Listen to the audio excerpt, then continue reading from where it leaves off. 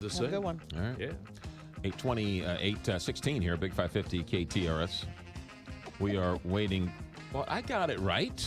You said 8:20. I had a tickle in my throat. Yeah. I was going to say the tawdry talk show host, Kelly Jackson, but I got that confused Really? with 8:16. So I said 8:16. Oh, my goodness. See, You can't get out of that one. That's what I did.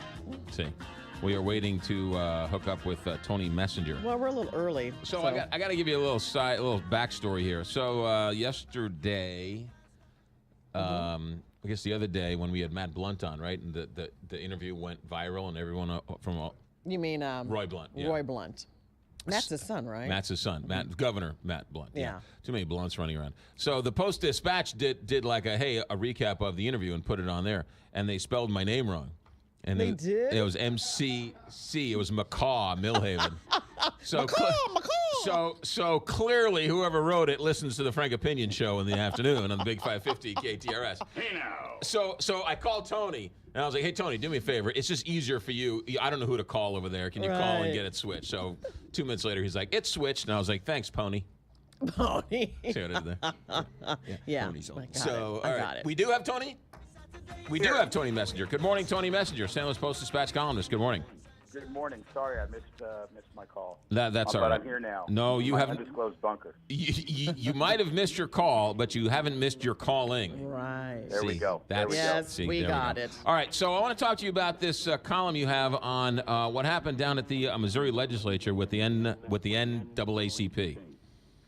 Yeah, Rod Chappell, who is the president of the NAACP, he's a lawyer who lives in Jefferson City, was testifying against one of the many bills going through the legislative process that would make it easier to discriminate. It is a bill that the business community has been trying to pass for a long time, that is supported, generally speaking, by Republicans in the legislature. It's passed twice and been vetoed by Governor Nixon twice.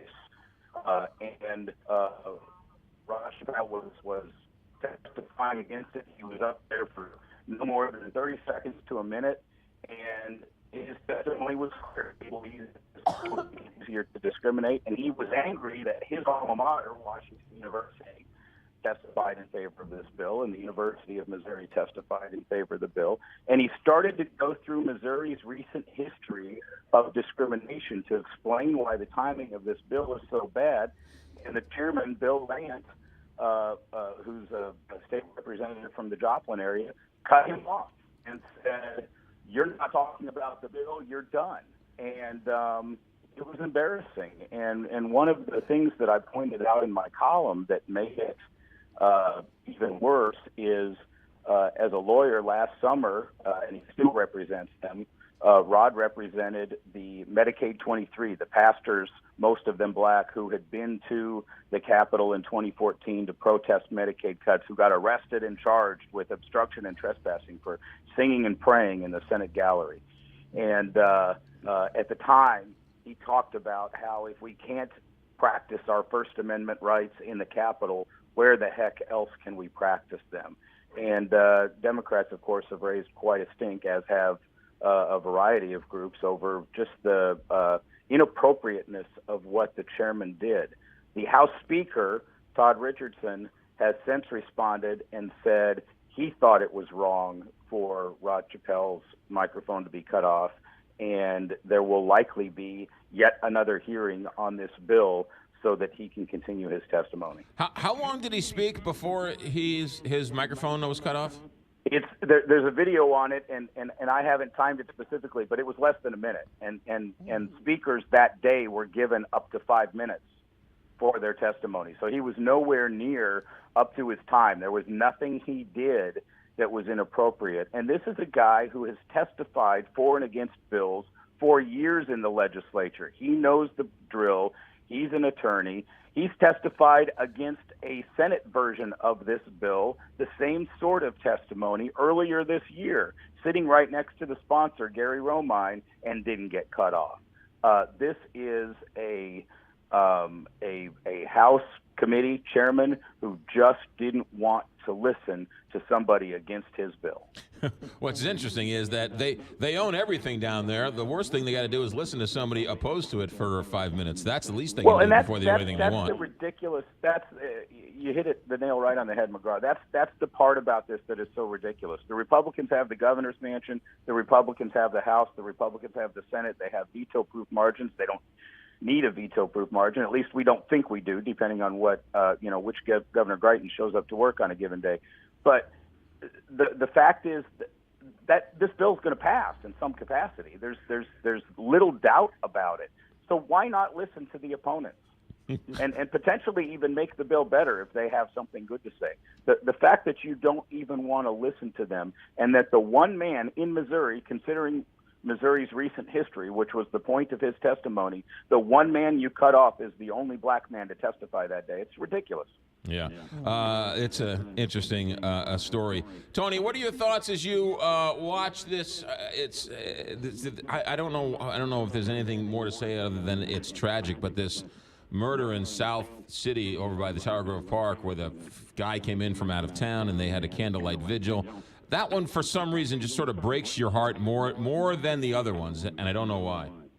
Well, as a 70-year-old man coming to visit his I believe his grandchildren, his first grandchild or first grandchild born to this couple, and he's coming to our city to, for a joyous occasion, and there's a 16-year-old young man who's been arrested now in his murder, just a street crime, a carjacking, and it went wrong, and he's killed, and it's tragic. I mean, all of the homicides we have in our community, and there's way too many of them, are tragic. This one, it hit a community in the Tower Grove South area that considers itself, sort of one of the up-and-coming better sorts of neighborhoods in the city. And so when you have a violent city and you have a neighborhood where people feel like good things are happening here, it sort of kills momentum and shatters a level of safety that young families have. One of the problems that St. Louis has as it tries to, build momentum in various parts of the community to grow again is in attracting young families and keeping families here so that we can improve our schools and that sort of thing. And so when you have a murder in one of those neighborhoods, it tends to draw more attention than some of the others. I think it's important, however, to note that I wasn't the only person killed in St. Louis that night, and and some of the other people haven't gotten any attention. Tragic death is tragic death, and it happens in neighborhoods on the south side and the north side far too often. It's a problem that we need to continue to focus on in the city if we're going to find a way to do something about it. No question. Each and every day we wake up on a Monday and we hear about the weekend police report, and it sort of breaks your heart. But in context of the mayor's race, the mayor's people who are running for mayor are talking about it. They got their new plan on crime and this and that. But ultimately, there's only so much a mayor can do. I mean, I don't know if anyone's sitting around blaming Mayor Slay or whoever wins. It's just sort of. I don't want to sound cynical, but it's just how much can be done to solve some of these problems. Well, and particularly if, to get back to the legislature, if we live in a state in which cities are being stopped by the legislature to do some of the things that they want to do to try to control guns so that there are fewer guns on the street and fewer stolen guns, almost all of these crimes that we have in the city that are street crimes are with stolen guns.